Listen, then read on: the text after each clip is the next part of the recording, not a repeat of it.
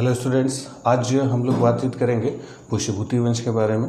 पुष्यभूति वंश जो था ये हरियाणा में जो अभी वर्तमान में थानेश्वर है, थानेश्वर के क्षेत्र पर राज कर रहा था। और ये जो पुष्यभूति वंश था, पुष्यभूति डायनेस्टी थी, इस पुष्यभूति वंश के जो संस्थापक थे, जो फाउंडर थे, वो थे पुष्यभूति नहीं, उसी पुष्यभूति वंश की स्थापना की थी। और इनकी जो राजधानी हुआ करती थी, इनकी जो कैपिटल हुआ करती थी, वो थानेश्वर थी।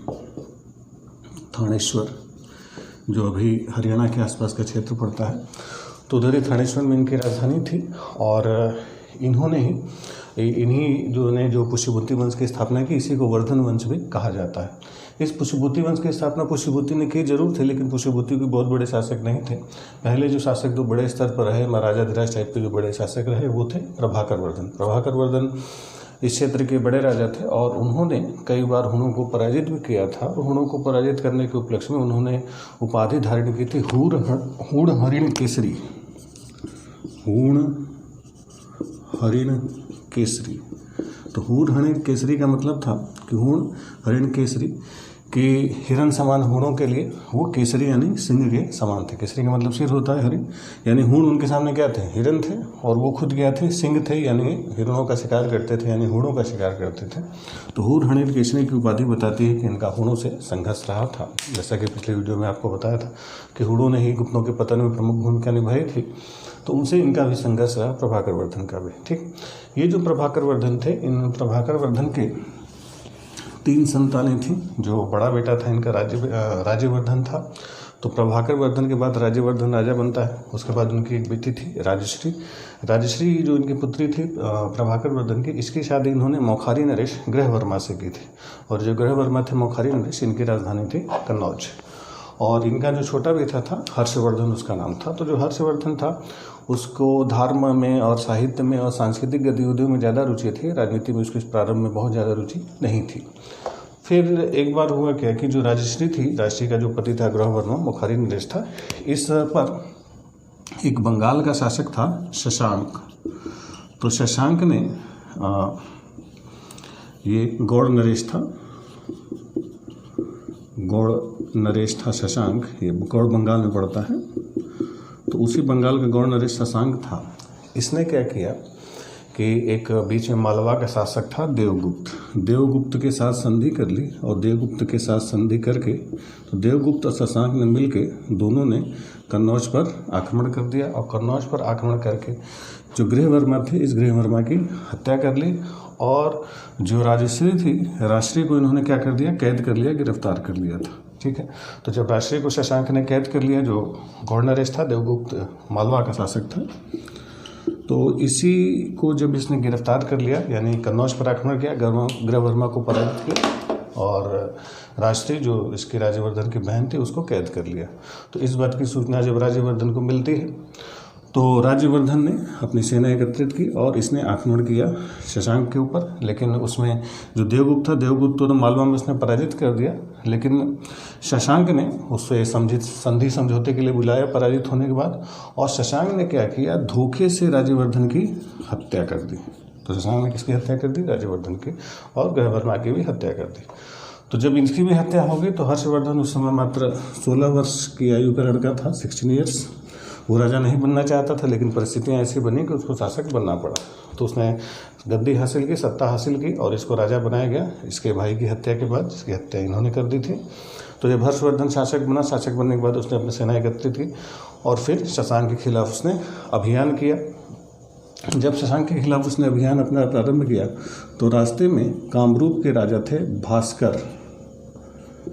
भास्कर वर्मन। तो भास्कर वर्मन का जो दूत था वो उनसे मिला। ये भास्कर वर्मन कहाँ के शासक थे, कामरूप उस समय असम को कहा जाता था। तो जो असम में कामरूप के राजा थे भास्कर वर्मन, उन्होंने इससे संधि की, समझौते का प्रस्ताव दिया। तो हर्षवर्धन उनकी सहायता स्वीकार करता, उनसे समझौता करता था, और उसी की सहायता से वो इनके ऊपर आक्रमण करता है। रास्ते में उसको सूचना मिलती है कि इसकी जो बहन थी राजश्री, जो शशांक की कैद में थी, तो राजश्री शशांक की कैद से भाग जाती है वहाँ से, और भाग के अपने पति गृहवर्मा की जो शव था उसके साथ वो सती होने का प्रयास कर रही थी। तो वो सती होने जा रही थी, तो रास्ते में एक ब्राह्मण और बौद्ध भिक्षु थे दिवाकर वितर ने हर्षवर्धन को सूचना दी कि भाई आपकी जो बहन है राजश्री अपने पति की मृत्यु के बाद वो सती होने जा रही है।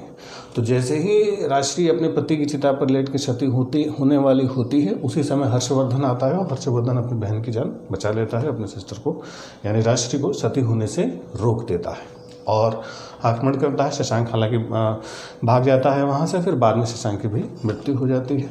तो अब शशांक की भी मृत्यु हो गई, इसको भी पराजित कर दिया गया था। तो हर्ष वापस लौटता है अपनी बहन के साथ और कन्नौज में अपनी सत्ता को स्थापित करता है। और जो कन्नौज था यानी कन्नौज को इसने अपने साम्राज्य में मिला लिया और कन्नौज अपने साम्राज्य में मिला। और पहले इनकी राजधानी कहाँ थी? थानेश्वर। लेकिन अब इन्होंने अपनी राजधानी कहाँ बना ली? कन्नौज। और अपने बहन के राज्य को अपने में मिला के और एक बड़े राजा के रूप में अपना शासन स्थापित करता है। ठीक। अब ये जो कहानी आपको बताई, ये जो कहानी आपको सुनाई, एक्चुअली कहानी नहीं, ये एक नाटक है, ड्रामा है। अब इसमें कितनी सच्चाई है ये कहना थोड़ा सा मुश्किल है, क्योंकि हर्ष के दरबारी कवि बाणभट्ट ने हर्षचरित में सारी बातें कहानी रूप में, वो नाटक में जो ड्रामा होता है उसमें उसने पूरी डिटेल में बताया कि कैसे कैसे क्या क्या हुआ। अब इसमें हो सकता है कुछ चीज़ें सही हों, लेकिन मोटा मोटी चीज़ें यही हुई थी। ठीक। हालांकि ये आपके एग्जाम के लिए उतना महत्वपूर्ण नहीं, उस कहानी के रूप में आपको सुना दिया। अब इसमें मेन हम लोग बातचीत करेंगे हर्षवर्धन की। तो ये जो कंडीशन बताई गई कि हर्षवर्धन के राज्यारोहण में क्या परिस्थितियां थीं, विकट परिस्थितियों में उसने सत्ता हासिल की थी। ठीक है। तो अब जब उसने सत्ता हासिल की तो उसी के विवरण मिलता है इसमें। ठीक है। अब कितनी सच्चाई है अब ये तो बहुत कहना बहुत थोड़ा सा मुश्किल है, कि उस समय के जो नाटककार हुआ करते थे वो अपने राजाओं की उपलब्धियों को बढ़ा चढ़ा के प्रस्तुत किया करते थे कि हर्ष राजा नहीं बनना चाहता था, वो सांस्कृतिक उपलब्धियों वाला था, लेकिन परिस्थितियाँ ऐसी बन गई कि उसको मजबूरी में राजा बनना पड़ा। वो खुद से बनना नहीं चाहता था, उसको बना दिया गया। ठीक। चलिए खैर, तो जब हर्ष शासक बना, कामरूप के शासक ने उसकी मदद करी दी थी, तो असम के साथ उसकी संधि थी, बंगाल नरेश को उसने हराए दिया, तो एक उत्तर भारत पर उसने एक बड़ा साम्राज्य स्थापित किया। तो यहाँ पर हम लोग प्रश्नभूति वंश में सबसे ज़्यादा किसके बारे में बातचीत करते हैं? हर्षवर्धन के बारे में बातचीत करते हैं। ठीक। अब हर्षवर्धन के बारे में अगर बातचीत की जाए तो पहले हर्ष का जो शासनकाल था, जो टाइम पीरियड था, तो हर्ष का शासनकाल जो था वो था 606 से 647 तक। ये ईस्वी सन में था, यानी एडी में था। तो 6 से 647 तक हर्ष का शासनकाल रहा। अब ये जो हर्ष सम्राट बना, तो इसका जो क्षेत्र था पूरे उत्तर भारत में विस्तारित था। और उत्तर भारत में जम्मू कश्मीर को छोड़ दिया जाए तो जम्मू कश्मीर को छोड़ के पूरा जो नॉर्थ इंडिया था, तो जो नॉर्थ इंडिया वाला पूरा हिस्सा इसका इस तरीके से हम अगर देखें भारत के मैप में, तो लगभग ये पूरा यहाँ तक का जो क्षेत्र था ये सब किसका था? हर्ष का साम्राज्य था। ठीक है। बस इसमें जम्मू कश्मीर शामिल नहीं था, पूरा उत्तर भारत था। इसीलिए इसको सकल उत्तरापद स्वामी कहा जाता है। सकलोत्तरापद स्वामी। सकलोत्तरापद स्वामी का मतलब सकल उत्तरापद, उत्तरापद यानी पूरा उत्तर भारत। तो सकल उत्तरापद का स्वामी किसको कहा गया? हर्ष को कहा गया सकलोत्तरापद स्वामी। सकल उत्तरापद यानी पूरे उत्तरापद यानी पूरे उत्तर भारत का ये राजा था। कौन? हर्षवर्धन। ठीक। अब ये जो हर्षवर्धन था, इसकी एक और उपाधि थी शीलादित्य। शीलादित्य। तो जो शीलादित्य थी ये भी किसकी उपाधि थी? हर्षवर्धन की उपाधि थी। तो हर्षवर्धन की दो उपाधियाँ हमें मिलती हैं, एक शीलादित्य और एक सकलोत्तरापद स्वामी। ठीक। अब ये जो हर्षवर्धन था एक बहुत बड़ा साम्राज्य निर्माता कहा जाता है कि पूरे उत्तर भारत में इसने शासन किया और दक्षिण भारत की तरफ भी विस्तार करने का प्रयास किया। लेकिन जब दक्षिण भारत में नर्मदा नदी को पार करके वो जब दक्षिण का विस्तार करता है, तो दक्षिण में उस समय चालुक्यों का शासन था। चालुक्य वंश जो था, चालुक्य डायनेस्टी, उस चालुक्य वंश में एक शासक थे पुलकेशिन द्वितीय, पुलकेशिन सेकंड। इस पुलकेशिन द्वितीय ने हर्ष को दक्षिण की तरफ बढ़ने से रोक दिया और हर्ष से बड़ी जोरदार लड़ाई लड़ी और हर्ष का दक्षिण विस्तार रोक दिया। और इस बात की जानकारी, हालांकि हर्षवर्धन से जुड़े हुए जितने भी एविडेंस मिलते हैं, जितने भी साक्ष्य, उसके ताम्रपत्र, उसके अभिलेख, उससे पता चलता है कि हर्ष एक बहुत बड़ा साम्राज्य निर्माता था और लगातार उसने विजय हासिल की, कभी वो पराजित नहीं हुआ। तो हर्ष के जितने भी एविडेंस मिलते हैं, जितने भी उससे जुड़े हुए नाटक या कहानियाँ या साहित्य मिलते हैं, सब हर्ष को एक बहुत बड़ा विजेता साबित करते हैं। इस बात की सूचना कि वो पुलकेशिन द्वितीय से पराजित भी हुआ था, इसकी सूचना कहीं से नहीं मिलती। इसकी सूचना पुलकेशिन द्वितीय के एक अभिलेख से मिलती है। एक्चुअली पुलकेशिन सेकंड का एक मंत्री था रविकीर्ति, तो उस रविकीर्ति ने एक इंस्क्रिप्शन लिखा था, एक अभिलेख लिखा था, उसको कहा जाता है एहोल अभिलेख, एहोल इंस्क्रिप्शन। तो ये जो एहोल अभिलेख था, एहोल इंस्क्रिप्शन था, वो किसने लिखा था? रविकीर्ति ने। रविकीर्ति किसका था? कोर्ट पोएट, दरबारी कवि पुलकेशिन सेकंड का। पुलकेशिन सेकंड किस वंश का था? चालुक्य वंश का था, चालुक्य डायनेस्टी का था। तो चालुक्य वंशी शासक पुलकेशिन सेकंड के दरबारी रविकीर्ति ने एहोल अभिलेख की रचना की और इसी एहोल इंस्क्रिप्शन में बताया गया है कि हर्ष ने जब नर्मदा नदी को पार करके दक्षिण के विस्तार का प्रयास किया तो पुलकेशिन ने उसको पराजित कर दिया और दक्षिण के विस्तार को उसको रोक दिया। तो अगर आपसे पूछा जाए कि हर्ष की पराजय की सूचना के साक्ष्य कहाँ से मिलते हैं, तो हर्ष की पराजय की सूचना के साक्ष्य कहाँ से मिलते हैं? एहोल अभिलेख से। एहोल इंस्क्रिप्शन में बताता है कि हर्ष पराजित भी हुआ था। तो हर्ष की पराजय का साक्ष्य केवल और केवल यहीं से मिलता है। बाकी इससे जुड़े हुए जितने भी एविडेंस मिलते हैं सब बताते हैं कि हर्ष एक बहुत बड़ा विजेता था, बहुत बड़ा साम्राज्य निर्माता था और वो कभी भी पराजित नहीं हुआ था, लेकिन पराजय उसकी हुई थी। ठीक, अब ये जो हर्षवर्धन था, इसके दरबार में जो इसके दरबारी कवि थे हर्षवर्धन के, कोर्ट पोएट जो थे, तो हर्षवर्धन के जो दरबारी कवि थे उनका नाम था बाणभट्ट। तो बाणभट्ट किसके कोर्ट पोएट थे, किसके दरबारी कवि थे? हर्षवर्धन के दरबारी कवि थे, कोर्ट पोएट थे। ये बाणभट्ट संस्कृत के बहुत बड़े विद्वान थे। जैसे हम लोग गुप्त काल में देखते हैं कि कालिदास थे सबसे बड़े विद्वान, तो इस युग में बाणभट्ट संस्कृत के सबसे बड़े विद्वान माने जाते हैं। ये भी बहुत ही क्लासिकल अंदाज में लिखा करते थे। इनकी 2 रचनाएं बहुत प्रसिद्ध हुई। इनकी एक किताब है हर्षचरित। तो ये जो हर्षचरित है, इसी नाटक के बारे में आपको हर्षवर्धन के बारे में शुरुआती जो जीवन बताया कि किस तरीके से संघर्ष हुआ था उसका शशांक से, तो वो सारी सूचना का स्रोत हर्षचरित ही है। ठीक है, तो हर्षचरित एक ड्रामा है, यानी हर्षचरित क्या है? एक नाटक है, ड्रामा। किसका ड्रामा है? बाणभट्ट का। और इसने एक किताब लिखी थी कादम्बरी। तो जो कादम्बरी है ये जो है ये एपिक है। एपिक यानी महाकाव्य, एपिक शैली में लिखा गया है। महाकाव्य शैली में कौन सी किताब लिखी गई है? कादम्बरी। तो जो कादम्बरी है वो महाकाव्य है और हर्षचरित नाटक है। दोनों रचनाएं किसकी है? बाणभट्ट की। दोनों संस्कृत की ही रचनाएं हैं। तो बाणभट्ट संस्कृत का बहुत बड़ा विद्वान था जो हर्ष के दरबार में रहा करता था। इसी हर्ष के समय एक चीनी यात्री था हुएनसांग। तो जो हुएनसांग था, जो चीनी यात्री था, चाइनीज पिलग्रिम था, वो इसी हर्ष के ही दरबार में भारत आया था, came with the court of Harshvardhan. तो जो हुएनसांग था, हुएनसांग, ठीक है, ध्यान रखेंगे एच से हर्ष था, एच से हुएन था, ह से हर्ष, हर्ष से हुएन।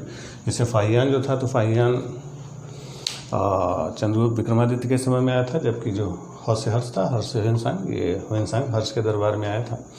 हुएनसांग एक चाइनीज ट्रेवलर था, चीनी यात्री था, जिसने भारत की यात्रा की और लंबे समय तक ये भारत में रहा। हुएनसांग माना जाता है कि 16 साल तक भारत में रहा। इसका जो भारत में समय बीता है 629 to 645 AD, यानी 629 से 645 ईस्वी तक हुएनसांग भारत में रहा। और भारत में आके ये कई सारे राजाओं से मिलता है, जिनमें हर्ष भी था। इस पुलकेशिन द्वितीय से भी इसकी मुलाकात हुई थी हुएनसांग की, उसके भी दरबार में गया था ये। तो हर्ष ने भारत की यात्रा की, सबसे 2 बार ये हर्ष से मिला था। और ये भी हर्ष के बारे में बहुत विस्तार से चर्चा करता है कि हर्ष एक बहुत दानवीर राजा हुआ करता था और शैव था। इसके हिसाब जो हर्ष था वो शिव धर्म के उपासक था, शिव धर्म की पूजा करता था।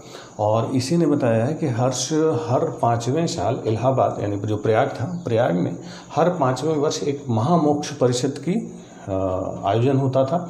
तो उस महामोक्ष परिषद में हर्षवर्धन जाता था, भाग लेता था और वहाँ पर दान दक्षिणा वगैरह करता था। संगम पर, गंगा नदी का जो संगम, गंगा यमुना का जो संगम था, तो उसी संगम पर हर्षवर्धन जो था दान दक्षिणा करता था और सब कुछ दान देता था। एक बार का उल्लेख उसने बताया कि जब उसने अपना सब कुछ दान दे दिया तो लास्ट में एक भिखारी आया, तो हर्ष के बाद कुछ भी नहीं बचा था, तो उसने क्या किया कि हर्ष ने अपने पूरे वस्त्र, अपने कपड़े उतार के उस भिखारी को दान दे दिए और अपनी बहन का कपड़ा मांग के पहन के वो वापस लौटता है। तो ये बताता है कि हर्ष बहुत विद्वान था। इसने एक और चर्चा की ह्वेनसांग ने, ये बताता है कि जो हर्ष की जो जाति थी वो फीशे जाति की थी। फीशे को चाइनीज़ भाषा में वैश्य कहा जाता है, ठीक है, वैश्य। यानी हर्ष की जो जाति बताई गई है वो क्या बताई गई है? वैश्य जाति। किसने बताया है? ह्वेनसांग। तो ह्वेनसांग के अनुसार हर्ष की जो जाति थी, हर्ष का जो कास्ट था, ये फीशे जाति का था। इसी ह्वेनसांग ने अपने भारत विवरण में जब यात्रा करता है, ये हर्ष के दरबार से आगे बिहार जाता है, तो वहाँ पर ह्वेनसांग नालंदा यूनिवर्सिटी की व्याख्या करता है। तो जो नालंदा विश्वविद्यालय था, नालंदा विश्वविद्यालय में भी ह्वेनसांग गया था और ह्वेनसांग इसका बहुत विस्तार से वर्णन करता है कि नालंदा विश्वविद्यालय महायान बौद्ध धर्म का केंद्र हुआ करता था। और इसने बताया कि नालंदा विश्वविद्यालय में 10,000 छात्रों के रहने की व्यवस्था थी और नालंदा विश्वविद्यालय के भरण पोषण के लिए हर्ष ने 100 गाँव में दान कर दिया था। तो उन 100 गाँव से होने वाली जो आय होती थी वो नालंदा विश्वविद्यालय के भरण पोषण में इस्तेमाल किया जाता था। इसी ने बताया है, ह्वेनसांग ने ही बताया कि उस समय नालंदा जो विश्वविद्यालय था, इसके जो वाइस चांसलर थे वो थे शीलभद्र। तो उस समय भी वाइस चांसलर का कॉन्सेप्ट हुआ करता था, वीसी जो उसको बोला जाता। तो नालंदा विश्वविद्यालय के वीसी कौन थे? शीलभद्र थे। और भी आचार्यों की चर्चा करता है और बताता है कि वहाँ पर एक बहुत बड़ा पुस्तकालय था। उस पुस्तकालय में 10,000 से ज़्यादा पुस्तकें थी। उन पुस्तकों का अध्ययन भी ह्वेनसांग ने किया था और कई सारी पुस्तकें अपने साथ वो लेके गया था। तो पूरे नालंदा विश्वविद्यालय का बहुत विस्तार से चर्चा कौन करता है? ह्वेनसांग करता है, ठीक। अब यही जो ह्वेनसांग था ये बाद में वापस लौट गया और इसी ने भारत के बारे में, उस समय की तत्कालीन भारत की परिस्थितियों के बारे में बहुत विस्तार से चर्चा की है, ठीक। अब ये जो हर्ष था, हर्ष एक प्रतापी सम्राट होने के साथ साथ प्रजावत्सल शासक भी था। इसने भी जनता पर बहुत संतुलित होकर कर लगाया था और इसके जो कर होते थे, इसके जो टैक्सेस होते थे, 3 प्रकार के कर माना जाता था। इसके समय का जो कर था, 3 प्रकार का कर होता था। एक कर जो होता था भाग होता था, भाग यानी कुल उपज का 1/6 हिस्सा, यानी टोटल जो किसान प्रोडक्शन करते थे उसके 1/6 हिस्सा भाग के रूप में लिया जाता था। इसके अलावा एक टैक्स होता था हिरण्य जो होता था वो व्यापारियों से कैश में लिया जाता था। और एक टैक्स होता था बलि। तो जो बलि होता था ये एक तरीके का रिलीजियस टैक्स होता था, धार्मिक कर होता था जो हर्ष जो धार्मिक कर्मकांडों पर वो लगाता था, ठीक। तो इससे हर्ष के बारे में बहुत जो उसकी कर व्यवस्था थी उसके बारे में सूचना मिलती है। हर्ष जो था बौद्ध धर्म को भी फॉलो करता था, शैव धर्म को भी फॉलो करता था, यानी धर्म के मामले में थोड़ा संतुलित था। सभी धर्मों को बराबर रूप से स्थान अपने दरबार में उसने दिया था, ठीक। चलिए, तो और एक चीज़ और कि हर्ष को थोड़ा साहित्यों का भी जो एक साहित्यकार के रूप में भी हर्ष की व्याख्या बाणभट्ट ने की है। बाणभट्ट ने बताया कि हर्ष ने 3 नाटक लिखे थे। हर्ष द्वारा रचित 3 नाटक उसने बताए हैं कि एक था प्रियदर्शिका,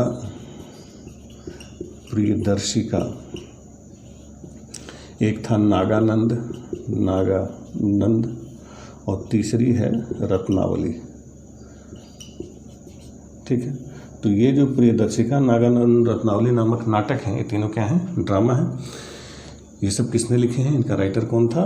हर्षवर्धन था। हालांकि ये तीनों नाटक कहीं से मिले नहीं हैं, हमें कहीं भी इन तीनों नाटकों का कोई एविडेंस नहीं मिलता, लेकिन फिर भी बाणभट्ट ने बताया तो हम मान लेते हैं कि भाई लिखा होगा। अब लिखा था कि नहीं लिखा था इसके बारे में, क्योंकि बाणभट्ट मूलतः दरबारी कवि था तो अपने राजा की तारीफ में उसको लिखना तो खैर जरूरी था ही। तो उसमें उसने बताया कि ये 3 नाटकों की रचना की है, हालांकि तीनों नाटक नहीं मिलते।